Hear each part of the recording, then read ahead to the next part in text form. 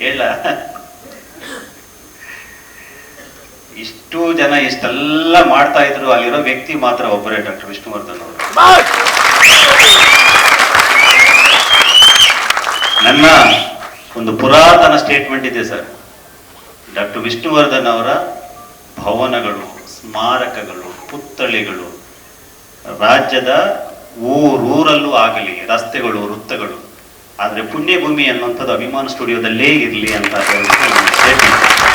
ನಾನು ಇವತ್ತಿಗೂ ಅದಕ್ಕೆ ಬದ್ಧನಾಗಿದ್ದೇನೆ. ನಾವು ಪ್ರತಿ ಸಲ ಹೋರಾಟವನ್ನ ಅಭಿಮಾನ ಸ್ಟುಡಿಯೋ ಪುಣ್ಯಭೂಮಿಯನ್ನು ಕೇಳಿದಾಗ ನಾವು ಎರಡು ಮಾತುಗಳನ್ನ ಬಹಳ ನೋವಿಂದ ಕೇಳಿಸ್ಕೊತೀನಿ ಸರ್. ಒಂದು, ಮೈಸೂರಲ್ಲಿ ಕೊಟ್ಟಿದ್ದೀವಿ, ಮತ್ತೆ ಇಲ್ಲೇ ಬಂದು ಕೊಡ್ತೀರಿ, ಜನರ ತೆರಿಗೆ ದುಡ್ಡಲ್ಲಿ ಆಟ ಆಡ್ತಾ ಇದ್ದಾರೆ, ವಿಷ್ಣಾಭಿಮಾನಿಲಿ ಏನ್ ತಲೆ ಇಲ್ಲೋ ಅಂತ ಹೇಳ್ಬಿಟ್ಟು ಪ್ರಜ್ಞಾವಂತನೇ ಮಾತನಾಡ್ತಾರೆ ಸರ್. ಇನ್ನೊಂದು ಮಾತು, ಅಷ್ಟು ದರ್ತಿದ್ರೆ ನೀವೇ ಹಾಕ್ಬಿಟ್ಟು ದುಡ್ಡು ಹಾಕ್ಬಿಟ್ಟು ಮಾಡ್ಕೊಳ್ರಿ ಅಂತ ಹೇಳ್ಬಿಟ್ಟು ಹೇಳ್ತಾರೆ ಸರ್. ನಾನು ಆ ಎರಡನೇ ಸ್ಟೇಟ್ಮೆಂಟ್ಗೆ ಕನೆಕ್ಟ್ ಆಗ್ಬಿಟ್ಟಿದ್ದೀನಿ ಸರ್. ದರ್ದಿದೆ ಹಾಕೊಂಡು ಮಾಡ್ಬೇಡ. ಅದರಿಂದ ಇಲ್ಲಿ ಆಗ್ಲಿ, ಅಲ್ಲೇ ಆಗ್ಲಿ, ಬೇರೆ ಕಡೆ ಆಗ್ಲಿ, ಅದು ಪುಣ್ಯಭೂಮಿ ಮಾತ್ರ ಒಂದೇ ಅಲ್ಲ ಸರ್, ಎಲ್ಲಾ ಕಡೆಗಾಗ್ಲಿ. ಮತ್ತೆ ಬೆಂಗಳೂರಲ್ಲಿ ವಿಷ್ಣು ಸೇನಾ ಸಮಿತಿನೇ ಎಷ್ಟು ಪುತ್ಥಳಿ ಮಾಡಿದೆ ಗೊತ್ತಿದೆಯಾ?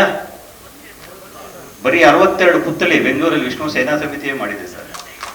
ಅಂಥದ್ರಲ್ಲಿ ಇನ್ನೊಂದು ದೊಡ್ಡ ಪುತ್ಥಳಿ ಬರ್ತಾ ಇದೆ. ಆ ಜಾಗದಲ್ಲಿ ಏನೋ ಒಂದು ಧ್ಯಾನ ಕೇಂದ್ರ ಬರ್ತಾ ಇದೆ, ಜ್ಞಾನ ಕೇಂದ್ರ ಬರ್ತಾ ಇದೆ.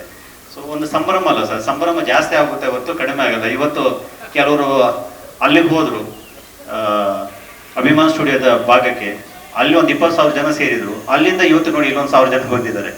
ಇಲ್ಲಿ ಮುಗಿಸ್ಕೊಂಡು ಈಗ ಇನ್ನೊಂದು ಕಡೆಗೆ ಹೋಗ್ತಾರೆ. ಅಭಿಮಾನಿಗಳು ಅವರ ಅಭಿಮಾನ ಅದು ಲೆಕ್ಕಕ್ಕೆ ಸಿಗದೆ ಇರೋದ್ರಿಂದ ಎಲ್ಲೇ ಇದ್ರು ಕೂಡ ಅವ್ರಿಗೆ ಅನುಕೂಲಕ್ಕೆ ತಕ್ಕಾಗಿ ಅವ್ರು ಹೋಗ್ತಾರೆ, ಅವರ ಮನಸ್ಥಿತಿ ತಕ್ಕಾಗಿ ಹೋಗ್ತಾರೆ. ಎಲ್ಲೇ ಹೋದ್ರು ಕೂಡ ಅಭಿಮಾನಿಗಳನ್ನ ಆರಾಧನೆ ಮಾತ್ರ ನಿಂತಿಲ್ಲ. ಅದರಿಂದ ಆಗ್ಲಿ ಬಿಡಿ ಸರ್.